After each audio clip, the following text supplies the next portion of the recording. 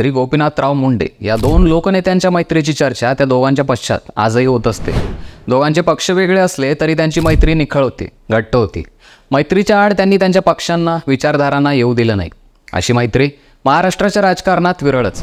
दोघे एकत्र आले की श्रोत्यांच्या कानांना खमंग, दर्जेदार मेजवानी मिळायची।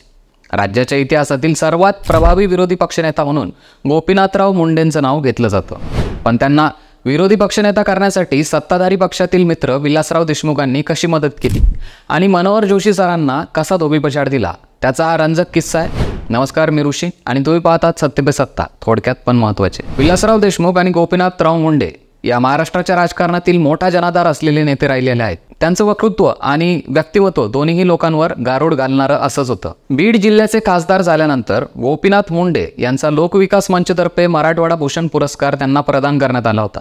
विशेष म्हणजे हा पुरस्कार दिला गेला होता गोपीनाथ मुंडे यांचे मित्र असलेले विलासराव देशमुख यांच्या हस्ते। याच कार्यक्रमात बोलताना विलासराव देशमुखांनी गोपीनाथ मुंडे विरोधी पक्षनेते कसे झाले याबद्दलचा प्रसंग रंगवून सांगितला होता। यावेळी त्यांनी गोपीनाथ मुंडे यांचं तोंड भरून कौतुक करताना विरोधी पक्षनेता म्हणून त्यांच्याकडून बरंच काही शिकण्यासारखं आहे असंही म्हटलं होतं। मदतीचा किस्सा असा आहे की सुधाकरराव नाईक हे राज्याचे मुख्यमंत्री होते आणि विलासराव देशमुख हे संसदीय कार्यमंत्री, तर शिवसेनेचे मनोहर जोशी विरोधी पक्षनेते होते।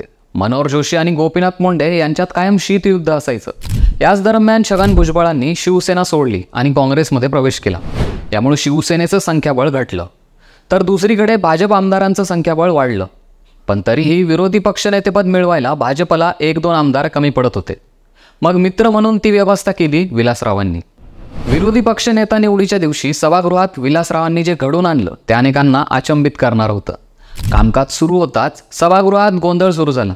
त्या गोंधळातच मधुकरराव चौधरी जे विधानसभेचे अध्यक्ष होते त्यांनी गोपीनाथरावांच्या नावाची विरोधी पक्षनेते म्हणून घोषणा केली।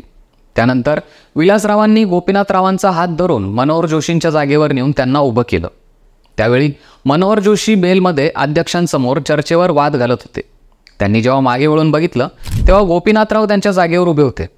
विरोधी पक्षनेता म्हणून हिरमुसलेल्या मनोहर जोशींना कळलं की आपला गेम झालाय।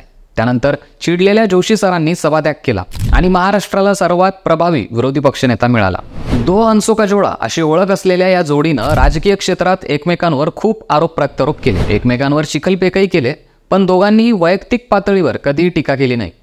पंकजा मुंडे आणि त्याच्या बहिणीचा अपघात झाला त्यावेळी परळीत कुणालाही माहिती नव्हतं, पण विलासराव मात्र आपल्या कुटुंबासह हॉस्पिटलला त्यांना पाहायला आले होते। राजकारणात आदर्श आणि उत्तम मैत्री याचं मूर्तिमंत उदाहरण म्हणजे विलासराव देशमुख आणि गोपीनाथराव मुंडे।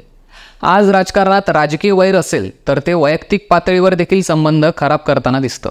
त्यामुळे राजकारणात मैत्री करा पण मैत्रीत राजकारण नको, यासाठी विलासराव आणि गोपीनाथराव कायम स्मरणात राहतील।